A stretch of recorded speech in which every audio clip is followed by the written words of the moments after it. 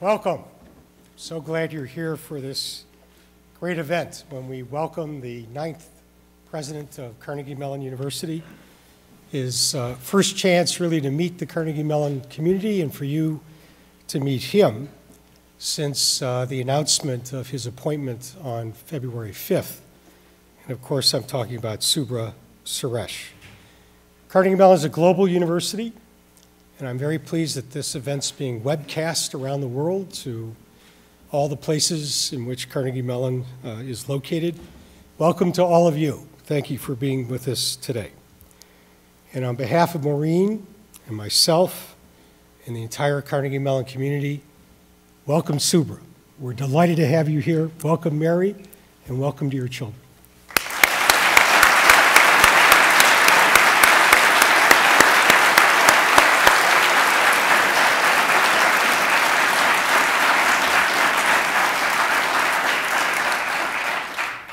So today, I guess, is the beginning of the transition in some sense.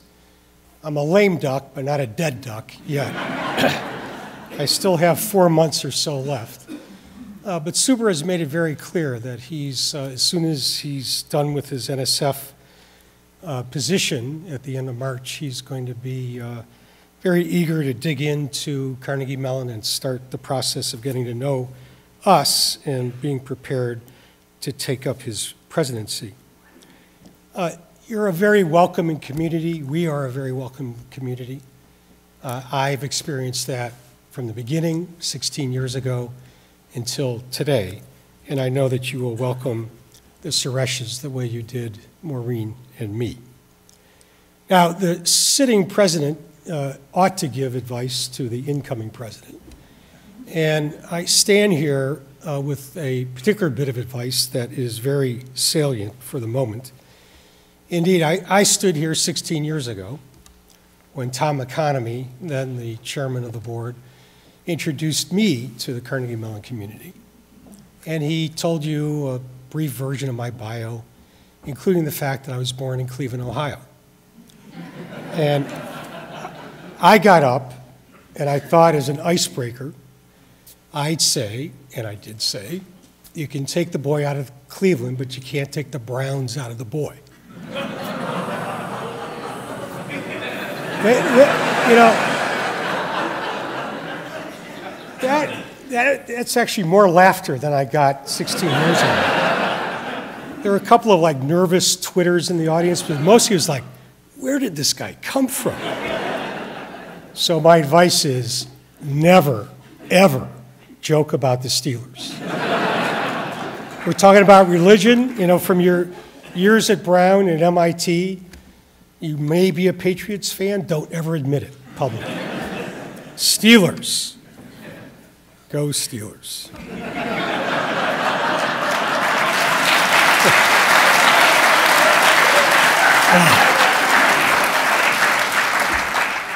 Never thought I could say that. You'll probably be hearing this again, but I want to take the opportunity to thank the search committee, and especially Jim Rohr, who chaired the committee. Jim is vice chair of the Board of Trustees, CEO and chairman of PNC Bank. It's a pretty big day job, and the amount of effort and time that Jim devoted to the search were extraordinary. And it's something that we in the Carnegie Mellon community should be very, very thankful for. Of course, he didn't do it alone. There were several other trustees and faculty who were as involved, at least, as he. And I thank you all for your effort. And obviously, you did a great job with a wonderful outcome. You know, identifying a candidate is one thing, but then bringing it to closure is another. And here I want to thank Ray Lane, the chairman of the Board of Trustees, who did a fabulous job in sort of managing the process from a kind of sociological perspective with the Board of Trustees and with the faculty, and then, of course, in coming to a final agreement with Subra. Ray has just been a phenomenal chair for us, also a guy with a few other day jobs to take up his time. but he's been incredibly loyal and devoted to Carnegie Mellon to our great benefit. It's my pleasure to introduce to you Ray Lane, the chairman of the Board of Trustees of Carnegie Mellon. Ray?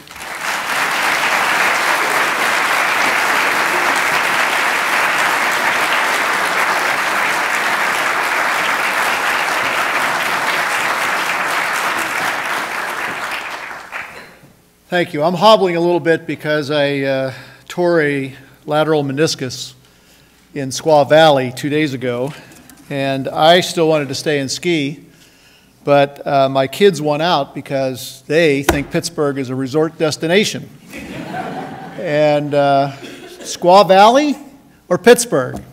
Pittsburgh. Let's go to Pittsburgh. I would like to add my comments to Jerry's, just to talk about a little bit about the devotion of this entire community to the effort that we have just concluded or the journey we're just embarking on.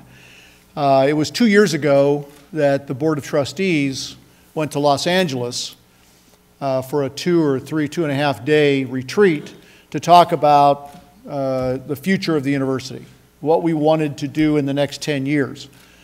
And knowing that Jerry had announced that he will step down, what leader we wanted to take us forward in that journey on taking the university to the next level. That was the start of the process. And if anybody would have told me back then that the process would go as well as it went for the last 2 years, I just would not have believed them. I've been around the track too many times to know that things go as planned, but this went pretty much as planned. And I give a lot of credit, if not all the credit, to the search committee who went right to work, who took a statement of strategy and a statement of direction and a specification that we gave for a leader who could take us to the next level, and went to work. And Jim and I had a little deal. If I picked the committee members, he would lead the committee. I joked in another meeting that he learned that on the golf course. But I said, okay, fine, I will do it. And so a committee of 16 people were selected. I believe there were 8 trustees and 8 faculty and Jim. And I'd like Jim to stand up and be recognized as a leader of that committee.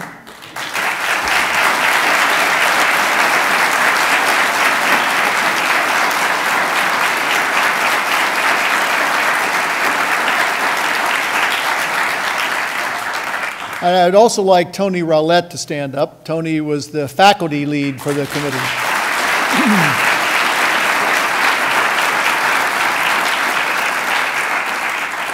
And to all of you that served on that committee, thank you for all the tireless hours that you put in and the devotion that you gave to this university and to this effort.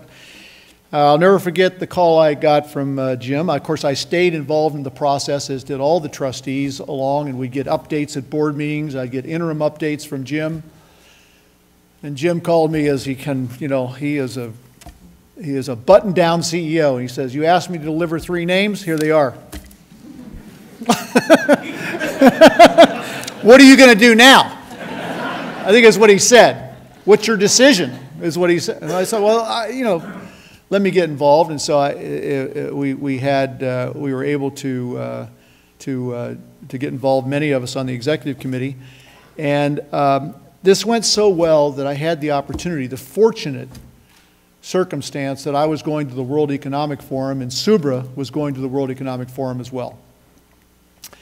And so I could take a mandate from the Board of Trustees to Switzerland and get to spend 3 days talking to Subra. Now, my schedule was not a great schedule to do this. He had a lot of meetings as well, but he was just wonderful in terms of accommodation and putting up with a lot of my schedule and timing. But it worked out really, really well. I told a group just a half hour ago that it's really remarkable that the university is now 113 years old, and we've had 8 presidents. I think that speaks to the quality. It speaks to the thoroughness. It speaks to the depth of an institution when you have leadership that sustains that long in each of the periods. I told Jerry he is now about to enter into an era that we will talk about this as the Cohon era, like he has talked about the Moravian era or the Cyril era, and so he's now to become an era.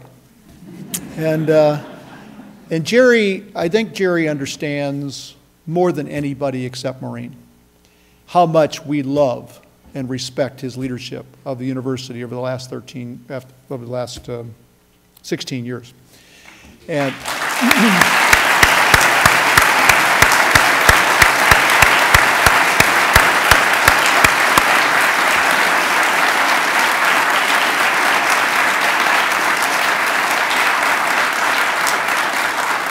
so it has been a real love affair. I remember I was a pretty junior board member. At the time, I was not on the search committee, and I was just kind of trying to figure out where the restrooms were. And it was announced that we had hired as the 8th president of the university a dean from Yale, I believe is how it was described to me. And I'm trying to map how this all happened. And of course, I was on the trustee call that we did the final vote. It probably is why I recognized that the trustee call that we did, which is really a trustee that has not been involved in the executive committee, has not been involved in the search committee, has to somehow now take seriously their responsibility for electing a new president when they either haven't met the new president or they're at a distance. They're sitting on the other side of the world. And I can tell you that every trustee, and only I, have the benefit of emails and phone calls that were private, but also I was in Korea trying to conduct this phone call where my cell phone was going out every 10 minutes. But the seriousness with which every trustee took this task on was so impressive. And if we can successfully get that into the minds of all of our young trustees as they come onto our board and sustain that, this institution will live on forever. So I'd like to say a few words, just why Subra? It should be obvious. If you read Subra's CV, it's, David, am I allowed, your quote is living on, I don't know if you know, but if I'm going to embarrass you a little bit. What do you think, Jim? Okay, so so David, after he meets Subra, says, how can we not hire this guy? Because your achievements are so impressive. Obviously, having led the NSF for the last couple of years with a $7 billion budget in a really strange time in our government, when a good friend of mine, Chuck Vest, a former president of MIT, said he's the best leader in Washington. Really meant a lot to hear him say that to me. Before that, Dean of the College of Engineering at MIT, before that at Brown. And I believe somebody told me, I can't accredit this, that you'll be one of 4 AAU presidents that is a member of the NAS and the NAE. I believe that's, and if I'm wrong, I apologize, but maybe it's 5 or 3, okay? But it's very, very impressive, these accomplishments. I think what I was most impressed, though, by was your thoroughness. Normally, this can be a one-way process. It can feel like, it's basically 50 trustees and the rest of the campus against you. And we're free to do any diligence we want. We're free to, call up your mom, and, I understand your mom, that's bad. Your mom just passed away, I'm sorry about that. But we can call your wife, we can call anybody, and just basically can figure out who you are, and you're on your own, okay? Now, CMU has a great reputation, and maybe but you were very thorough, and it impressed me a lot to spend 3 days getting questions about whether you you could become part of this community, whether you could make an impact, and whether this could be your last great assignment in the world to take an institution as great as CMU to the next level. And you wanted to be sure, really sure, that you could do that you could actually do this. And you had moved on, I felt, to implementation. You had moved on to, I want to know that I can do this without failing, and that I can actually do what you're bringing me in to do. And that impressed me a lot. So we are a very fortunate university. We are fortunate to have a president that has delivered over the last 16 years to take Carnegie Mellon to the place it is today, the place that we enjoy today. It is revered around the world. And we're fortunate to have a president-elect who is coming in with an incredible reputation and a serious mindset about what he can do next over the next 10 years. And that puts us in a very, very fortunate position. So with that, I would like to ask Will Weiner to come up to the stage, who is president of the student body. Bill?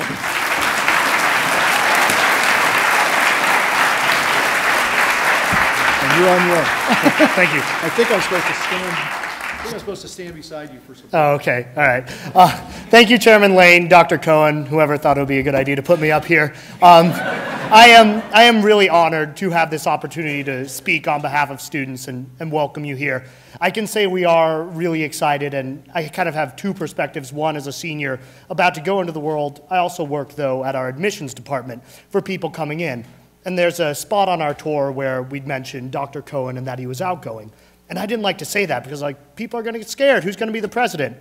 Well, I'm very excited now to tell people that Dr. Subra Suresh, the president or the chair of the NSF, is going to be our next president. Families really perk up when they hear that. So that's very exciting for those who are coming in here. Going out of here, I'm really excited for what's going to happen these next 4 years, how we can work with you to open these new doors. You keep the word, the next level, is something that keeps being mentioned here. And I think that's really where we're going to step with you. And I'm tremendously excited about that, how we can work together with these opportunities and embrace the world knowing that Carnegie Mellon is sort of a title we students will have going forward and what that will mean and what it will grow to mean as a bigger thing. So I'm very excited to work with you on that. Of course, we have many campuses across the world, and they can't be here to welcome you. However, we do have a video of students from all of our campuses to welcome you and your family here. So I'd like to introduce that now and have them get to say hello. Greetings to the Suresh family from Carnegie Mellon University in Silicon Valley. Dr. Suresh, we look forward to your leadership. Welcome! Hello, Dr. Suresh and family from the Carnegie Mellon Portugal program. Bem-vindos! Carnegie Mellon University in Qatar welcomes Dr. Suresh and his family to the university.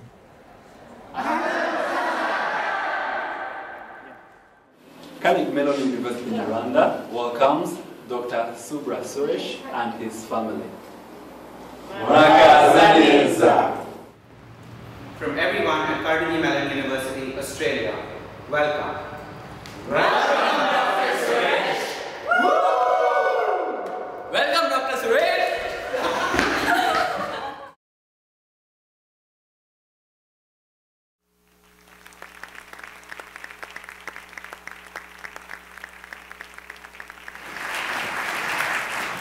It is now my great honor to introduce to the podium our president-elect, Dr. Subra Suresh.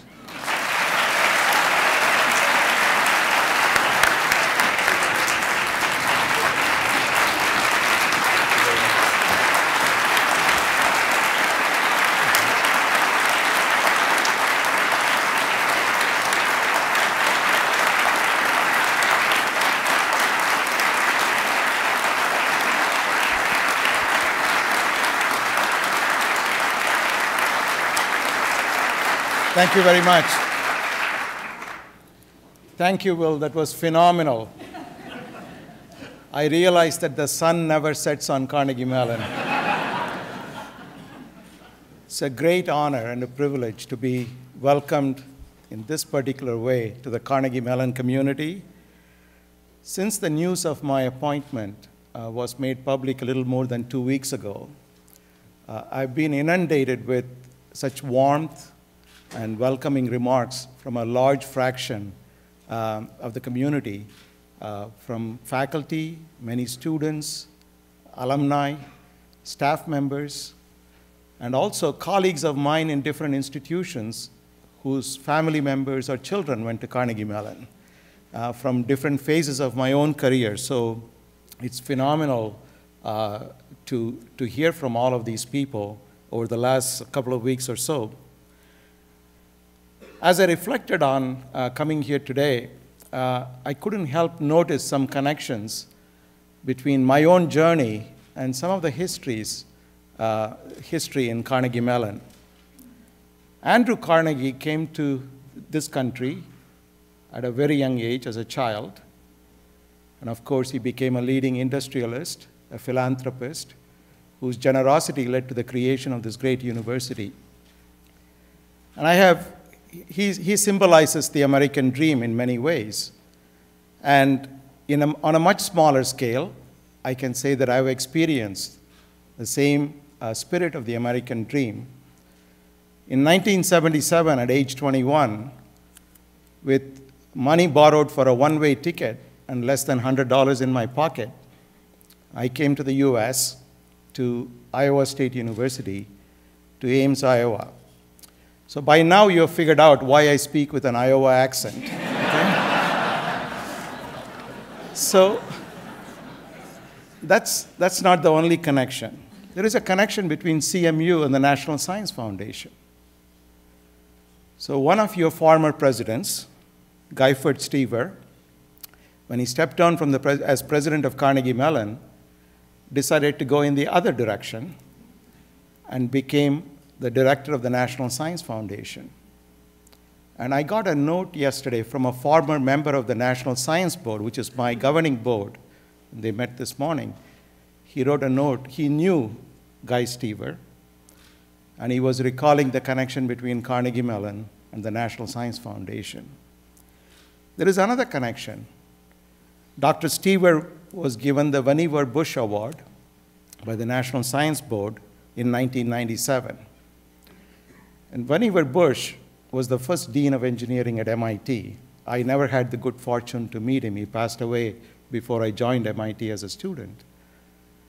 But I literally sat in the chair that he sat in, and I still hold the Vannevar Bush Professor of Engineering position until June 30th at MIT. So there are different connections between my own background, coming from a very different vantage point, and Carnegie Mellon's history.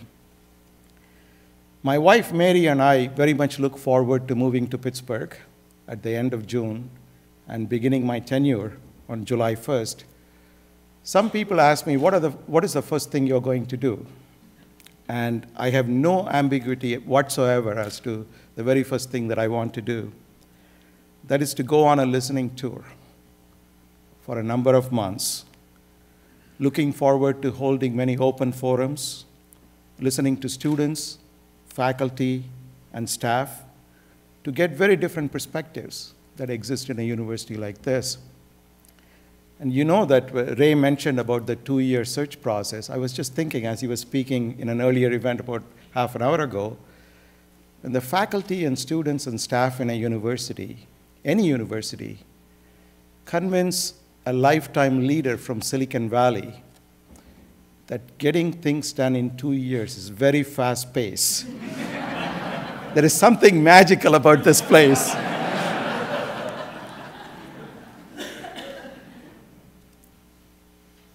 I first came to Carnegie Mellon in the early 1980s, and I've been privileged to interact with a large number of faculty from different departments. In fact, I even served as the editor-in-chief of a journal that was headquartered at Carnegie Mellon.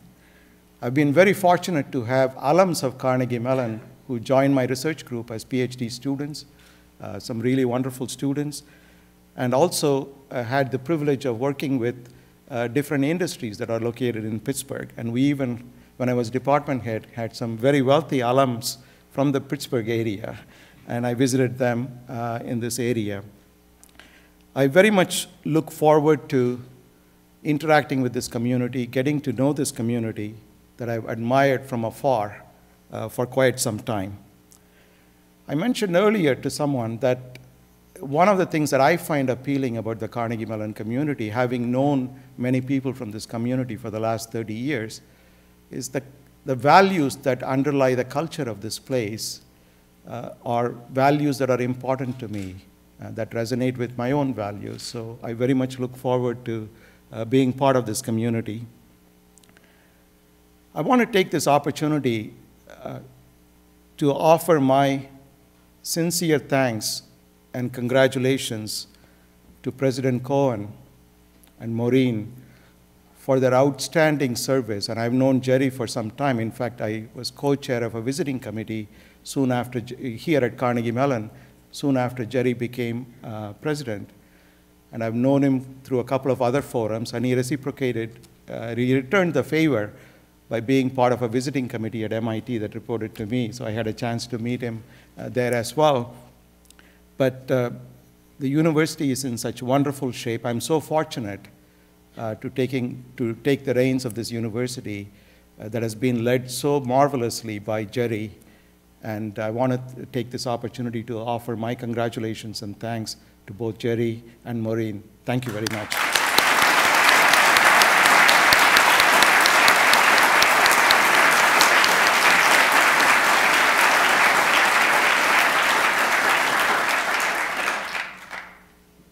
I also want to take this opportunity to thank Mark Camblett for his outstanding service as provost for the last 13 years. I met Mark when I came as a member of as a co-chair of the visiting committee. He was very, very early on in his tenure, and I very much look forward to working closely with Provost Camblett and getting to know him and getting to know the community after July 1. At this point, I would like to ask my wife, Mary, and our daughters, Nina and Mira, to join me here on the podium so that I can introduce them.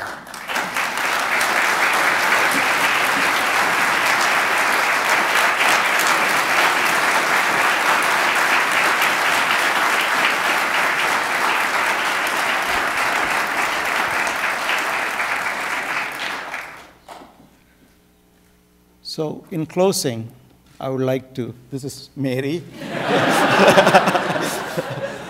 This is Mira, our younger daughter, and this is Nina. Nina is a student in University of Massachusetts Medical School, and Mira is working at the National Institutes of Health.